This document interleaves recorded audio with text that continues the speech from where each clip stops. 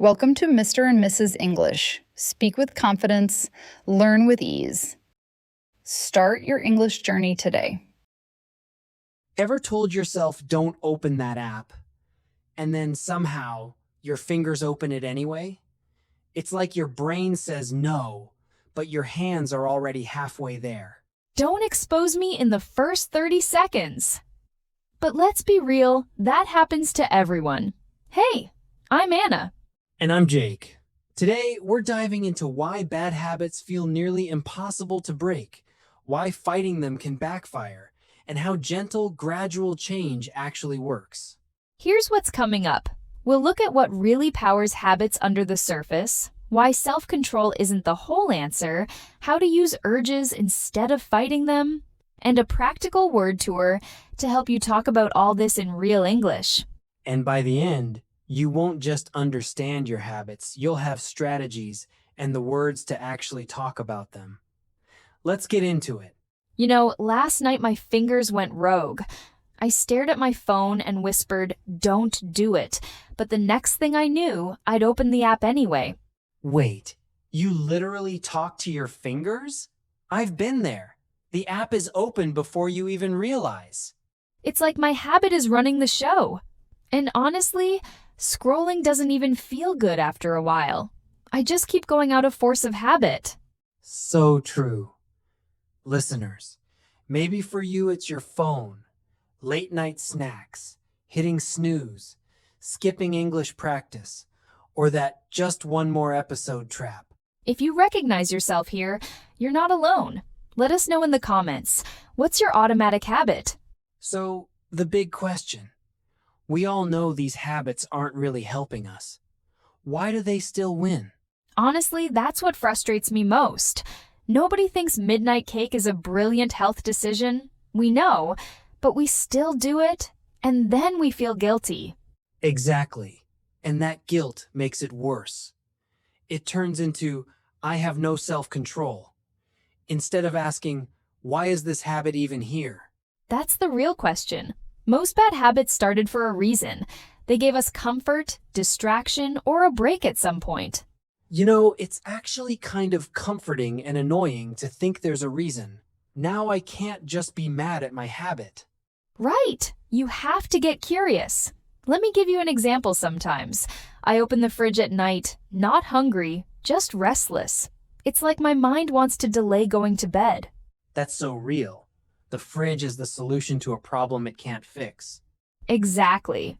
Which brings us to a really useful word, underlying. Every habit has an underlying reason, something deeper beneath the surface.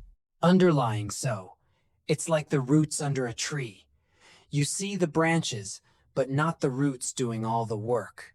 Perfect. The habit is what we see. The underlying need is what's really feeding it. Maybe comfort, control, or a moment for ourselves. And for English learners, the underlying reason for avoiding English might be fear, not laziness. The habit is a signal, not the whole problem. So, what's happening right before we fall into a habit? Sometimes it feels automatic. My hand moves before my brain joins the meeting. Totally.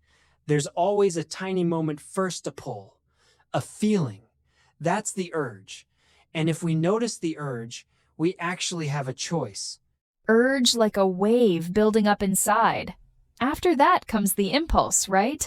The thumbs opened 3 apps before you've even decided. Exactly. The urge is the wave rising. The impulse is falling into it before you realize.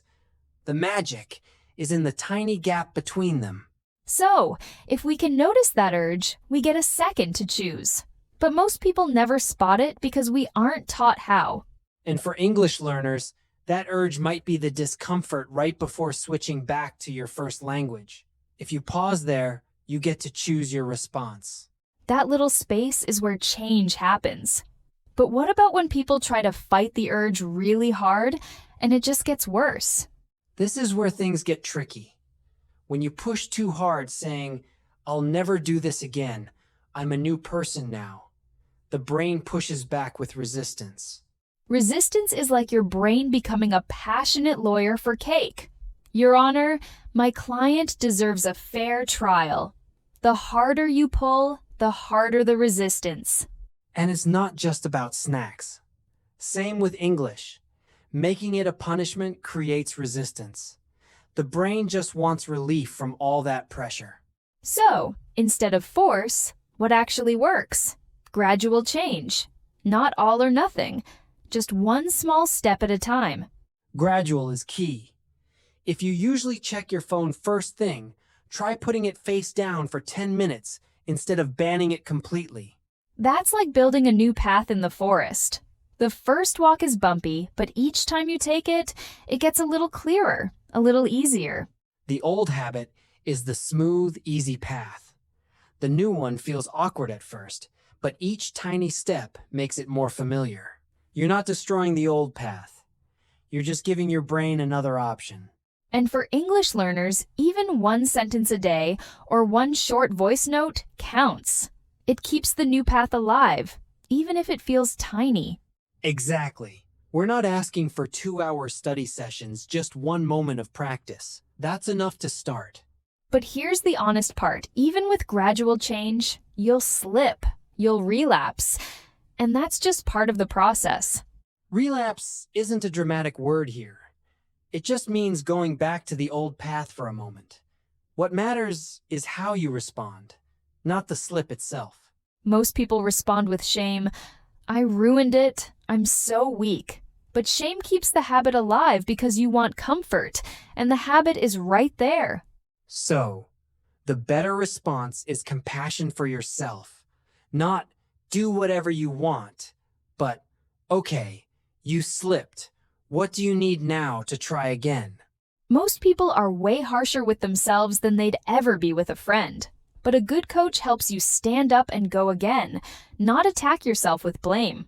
For English learners, missing practice or making a mistake doesn't erase your progress. Just turn gently back to the new path. That's real change. So, to sum up, habits have an underlying reason. There's always an urge before the impulse. Forcing change creates resistance. Gradual steps and compassion help you keep going even after a slip. And you don't have to get it perfect. The conversation is what helps you really feel these lessons, not just hear them. My fingers are actually behaving now, at least for this segment. Ready for the word tour? Let's do it.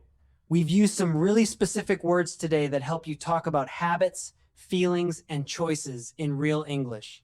Today, we'll slow down, show word forms, and put them in natural sentences so you can actually use them. First up, underlying. Remember, underlying reason, underlying need. Start your sentence with, there is an underlying, and finish naturally. Next, urge. Try, I felt an urge to... It's a simple noun. Impulse is next. That's the quick action after the urge. Say, I acted on impulse, or that was impulsive. Notice the urge. You might stop the impulse. Then, resistance. I felt resistance, or my brain is resistant to sudden change. Gradual means slow and step by step. My progress is gradual, or I improved gradually. And, of course, relapse. I relapsed into my old habit. It's not the end, just a step back. Finally, compassion. Show yourself compassion, or self-compassion helped me try again. Use these words to talk honestly about your habits and learning. So, let's wrap up with 3 takeaways. First, every bad habit has an underlying reason. Find it, and you understand yourself better. Second, catching the urge before the impulse gives you a chance to choose. And third, gradual steps plus compassion work better than fighting your habits with pressure. Your action step. Pick one word from today, write a real sentence about your own habit in the comments, and say it out loud. That tiny practice counts. Remember, take care of your English and your heart. This is Anna And Jake. Your next step? Choose one tiny, clear English goal for today and actually do it, even if it's just 5 minutes. Thanks for investing your time with us. You didn't waste it, you grew a little more. Be kind to yourself, and we'll see you next time on Mr. and Mrs. English channel. Take care and happy learning, everyone. Bye.